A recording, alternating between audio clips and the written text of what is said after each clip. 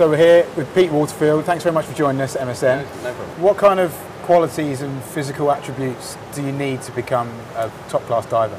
Well, like I say, I mean, a lot of it is getting over the fear. That's one of the first things. But like I say, we hit the water at 40 miles an hour off this board, so you know you've got to train your body to be strong enough to take that impact. So we do a lot of work in the gym, doing weights and things like that. You've got to have very fast twitch muscles because, I mean, in our sport we don't have to run long distances or anything like that. You know, it's more explosive, so we want to jump as quick as we can, as high as we can off the board.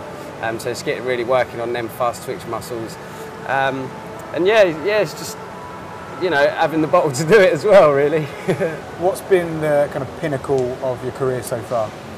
I mean, when I was 9, I had a dream to go to an Olympics. I didn't ever expect to get a medal. And in my first Olympics, me and Leon got 4th place by 3 points. And in our sport, that's not a lot. So I then knew that it was possible to go and get an Olympic medal.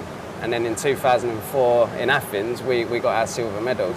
When you get to the Olympics, if you could just describe exactly how the diving competition works and the point systems for those that don't know. Okay, to put it simply, in the synchronised event, you'll do 6 dives. 2 of them will be easy dives, and you'll have a degree of difficulty limit. So you'll get 2.0 degree of difficulty. So they'll be easy dives. So mine and Tom's an inward 1.5, where you stand backwards and spin forwards, and a reverse dive. Then you have to do 4 optional dives, which are the harder ones, and you have to cover certain groups. So we're doing a back 3.5 somersaults, a reverse 3.5 somersaults, a forward 4.5 somersaults, and a back 2.5 somersaults with 2.5 twists. How often do you actually get to train and dive with Tom? Not as often as a lot of other pairs around the world. Tom obviously lives in Plymouth and I live in Southampton, so Tom's had school commitments and things like that. And you know, I've got a young family. I've got two boys, so and a wife. So it's hard. I can't move to him. He can't move to me. So we just do as much as we can. You know, when we get together.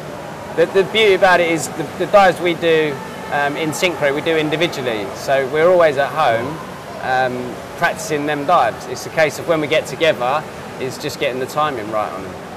So, to sum it up, are you optimistic for gold in London 2012? Yeah, of course. I wouldn't be doing it if I wasn't. I don't like going to competitions to make up the numbers.